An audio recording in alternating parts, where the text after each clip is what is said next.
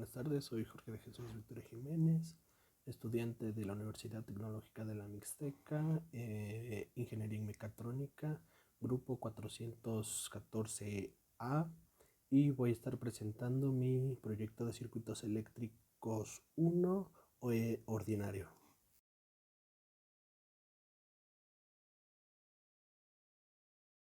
En esta ocasión vamos a analizar el circuito RLC, el cual es resistencia, inductor y capacitor. Bueno, lo primero que nos piden es calcular el amperaje del inductor y del capacitor, al igual que el voltaje del inductor y el capacitor. Ok, podemos seguir.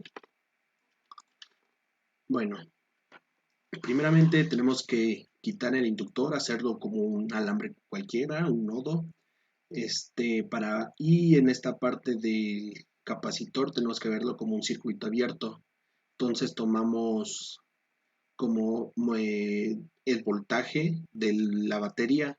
Entonces el capacitor tendrá el mismo voltaje que nuestra batería. En este caso, el voltaje de nuestro capacitor será 9 volts. Ahora vamos a calcular el amperaje del capacitor utilizando esta fórmula, que es capacitancia por la derivada del voltaje del capacitor. Entonces, sustituimos nuestros datos, sería 10 por 10 a la menos 6, que sería nuestra capacitancia que tenemos acá, y la derivamos, y el 9, sustituimos el voltaje, que en este caso es 9, derivamos al 9, eso nos da 0, porque es una constante, por ende es 0. Entonces multiplicamos nuestra capacitancia por 0 y eso da 0. Y otro dato importante es de que el amperaje del capacitor y del inductor tienen que ser iguales, porque es un mismo circuito en una sola malla. Por ende, todo esto nos da 0 amperes. Ok, y quedaría así únicamente estos tres datos, que sería el amperaje del capacitor, del inductor y el voltaje del capacitor. Ahora vamos a calcular el voltaje de nuestro inductor. Ok, el voltaje del inductor se calcula con esta otra fórmula. Sustituimos la inductancia, que en este caso es 1.82 microhenries. Aquí está, que es 1.82 por 10 a la menos 6, por la derivada de 0. ¿Por qué de 0? Porque es el amperaje de nuestro inductor, que aquí lo calculamos y da 0. Entonces lo sustituimos todo y derivamos. Ahora esa derivada pues nos da 0 igualmente, y por ende el voltaje del inductor nos da 0. Ok, y entonces quedarían las cuatro resistencias, bueno, los que nos piden, el voltaje del inductor sería 0, el amperaje del capacitor y del inductor sería igualmente 0, y el voltaje del capacitor sería igual a 9. Ahora, para comprobar, utilicé el simulador Multisim, versión gratuita, de estudiante.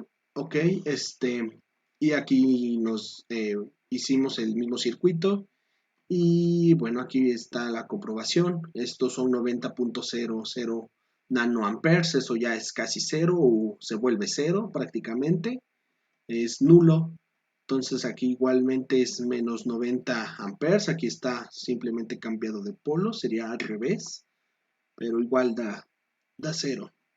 El voltaje se mide en paralelo, aquí está, da 0 volts el voltaje del inductor, mientras que el voltaje de nuestro capacitor aquí nos da 9. Bueno, se ve al revés, pero es 9. Y esto serían toda nuestra práctica teóricamente. Ahora vamos a hacerlo prácticamente en una protoboard.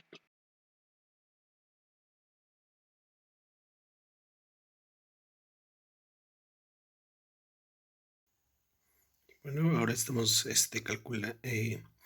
midiendo el voltaje del capacitor.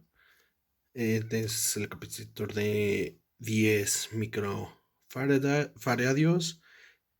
Aquí tenemos el voltaje, que es 9.22 aproximadamente.